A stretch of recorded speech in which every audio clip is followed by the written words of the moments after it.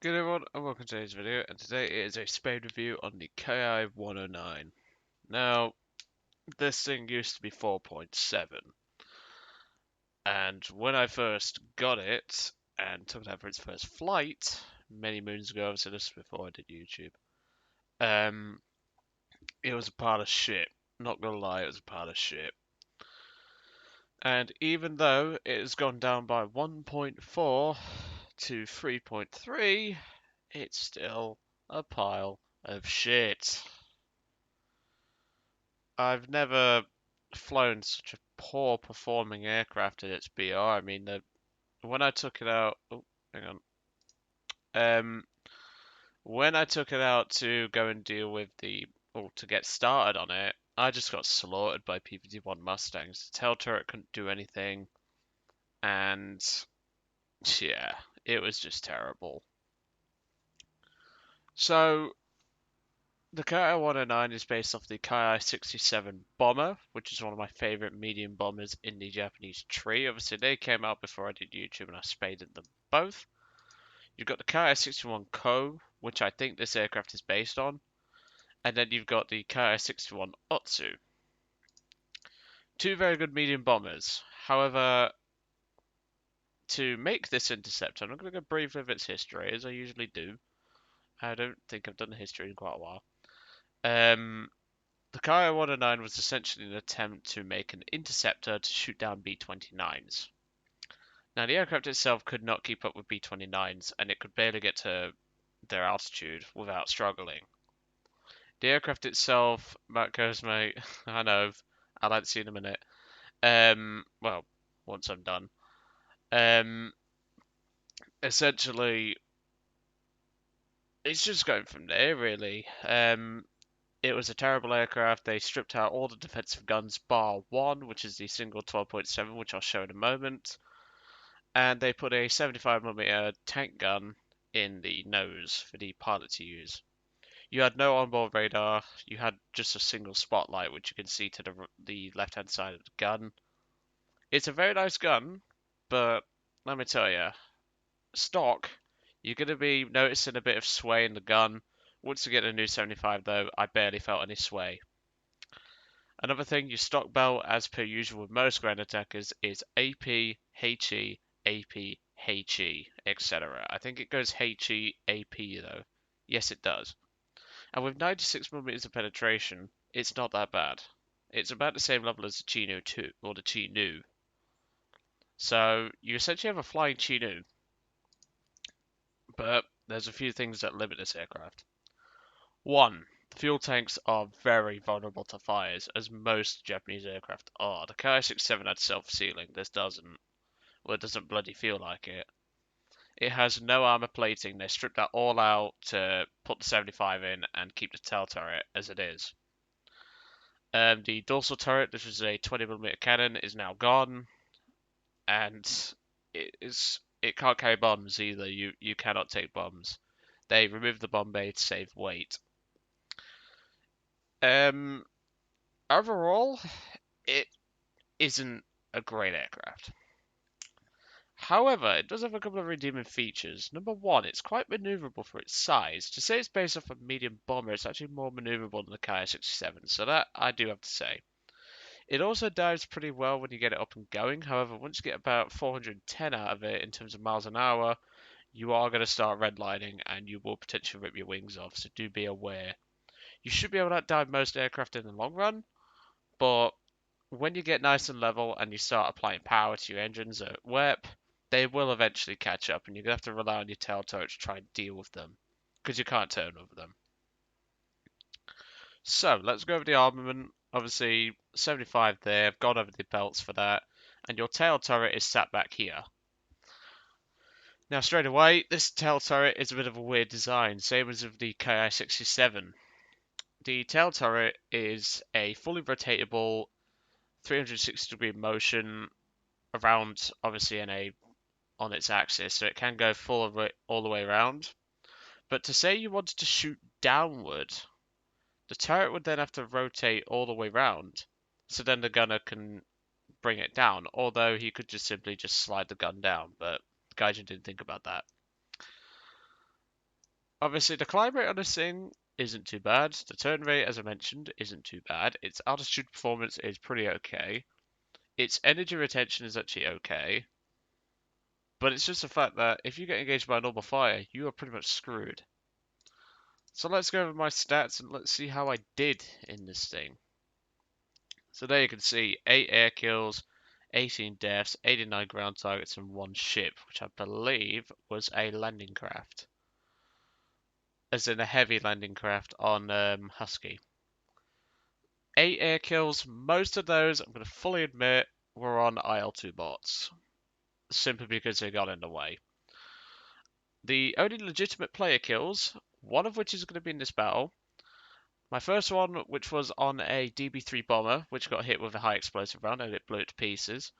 And the third one was a head-on with a Corsair, which killed me, but I shot the 75 right in his face and it blew to smithereens. But yeah, it can work. However, if you're going to spade this thing, use it as a ground pounder, like what we're going to do in this replay. So, let's jump right in and let's have a look at what I got up to. I do appreciate Matt Coast messaging me from now and again. He lets me know about his battles. I do actually have a sub replay to do for him, so that'll be nice to see. Now, some people are probably going to judge me for my decisions in this battle, and I'm more than happy to answer people. I don't actually take the airborne on this map. I sit on the airfield, and yeah, we don't move for quite some time, so this is going to give me a chance to blabber at 4 times speed. So, the tail turret doesn't really turn all that much. Its horizontal and vertical aspect is actually okay if the aircraft is coming at your tail section.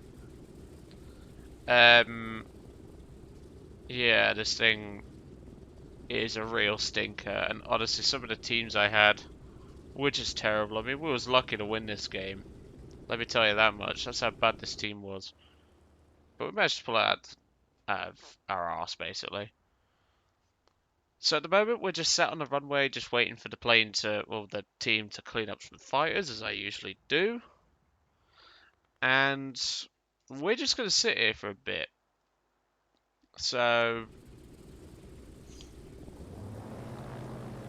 what we are now doing, though, is we are starting to take off, and we are starting to get underway. However, we are quickly going to realise that it's getting far too hot over the incoming area where I want to go to, which is right about here. And one of our 109 E7s has decided to engage a Wellington. He actually rammed the Wellington, just to point out, to kill it. The Wellington got the kill on him, he got the kill on the Wellington. You're really helping the team, aren't you, buddy? Obviously, you may have noticed the hotbox on the fuselage and the destruction. Let me tell you, if that gun hits a target, it's going to be dead. Unless it's a pillbox, because they have questionable damage models. And the hotbox, because this thing catches on fire so easily. So level flight speed is pretty much what you're seeing here, about 260 something. It isn't the world's fastest plane. You're not going to be outrunning much in level flight. I will tell you that right now.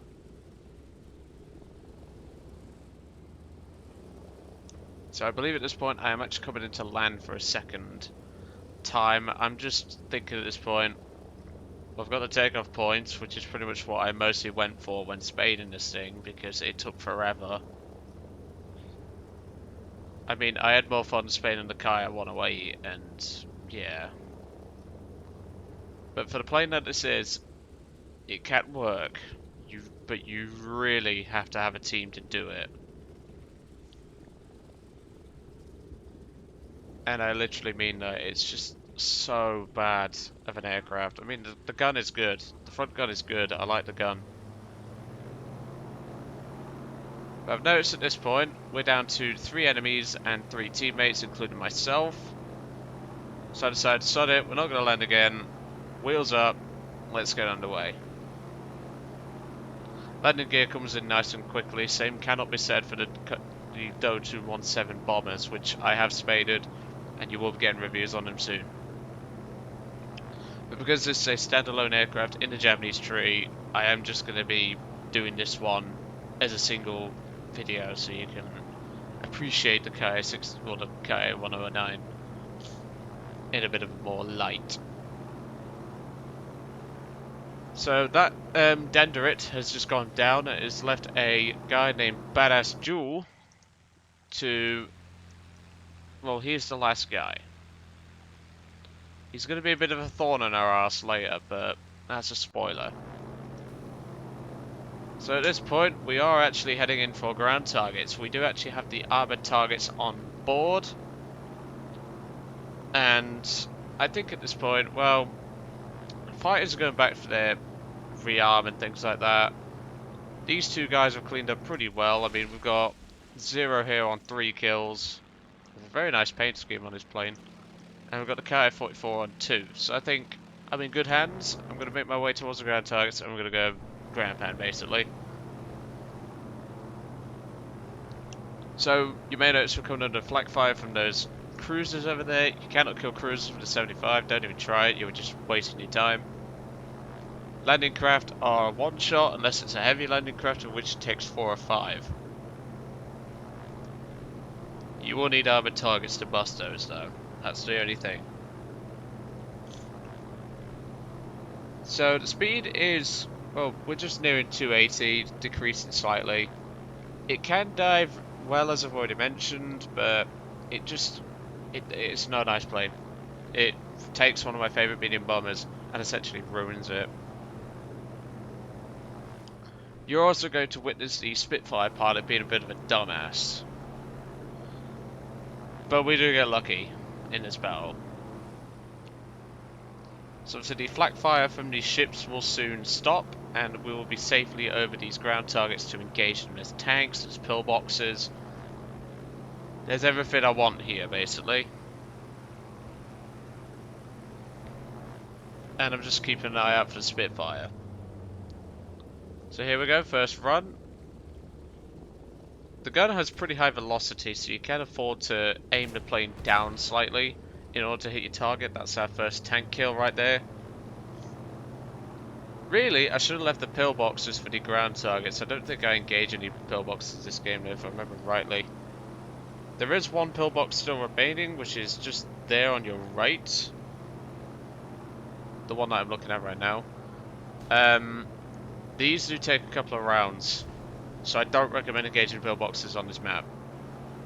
That's 2 rounds to kill it. We're now down to 11 rounds. Make that 10 out of a ground target kill. This is literally how I recommend you fly this plane. It does good as a ground pounder. I will say that. It is a very nice ground pounder.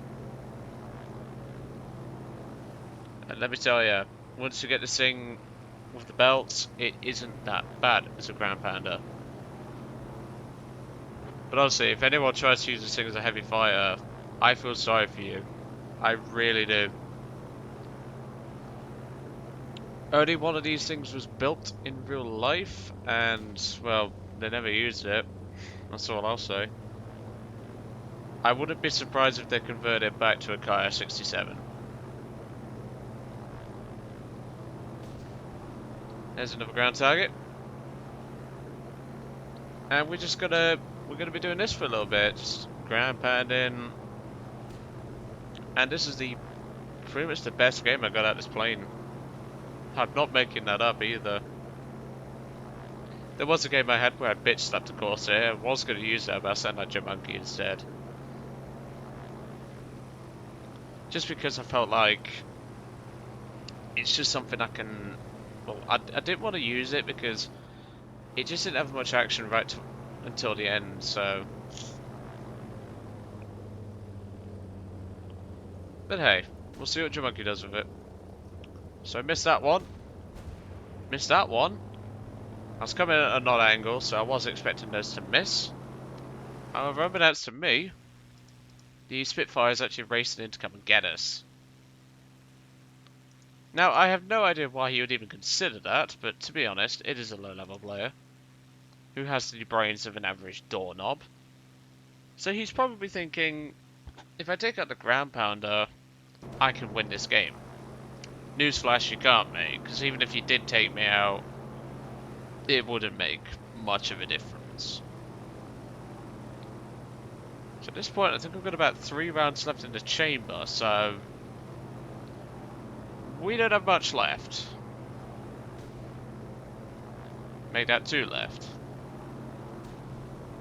And there's another one. It is at this moment, however, I spot the Spitfire. I turn her as hard as I can and duck underneath. And for some reason, the Spitfire is going to target fixate me, which is just stupid when he knows I have fighters coming. Now, I get on the tail turret here and I'm not hoping for much. You can see the damage model is very, very weak. But it's going to be just enough so that I can shoot him. There is a single HE round in that belt that's universal, and there we go. I have just lost my tail control, however, so I'm having to pop flaps. That's another thing, the tail control is very fragile on this aircraft. And we got him down. I managed to keep the aircraft airborne till the match ends, and that is that. So a pretty good game, which got me almost spaded. I believe I got it spaded the very next game, if I remember rightly. And yeah, this thing's a pile of shit. I'm not gonna lie to you. If you are going down the Japanese tree, just skip this and go to the Ki-109. The Ki-109 is just, well, not the Ki-109. I meant the Ki-108. The 108 is just better in every way. It's faster, it's more maneuverable, it climbs better, it dives better, it carries better guns for air-to-air, and yeah, it actually has an armor plate. Not much, but something. And it actually performs pretty decent at high altitude too. Although Jenga would disagree. Jenga does not like the Ki 108. But hey, um, it is certainly not the worst aircraft I've flown, but when it takes you that long to... In fact, I worked on this plane for almost 4 days spading it. That's when you know it's taking the piss. But anyway, I'm going to let you guys off. Please ignore this aircraft for the sake of your sanity. Next Spade review will be on the... I think it's on the 410 A1U or B1U2 Hornets, also known as the Hornet. Yeah, so I will see you, well, I'll see you on the next video, which obviously won't be as made impressions, you know how I work. And I will catch you all on the next one.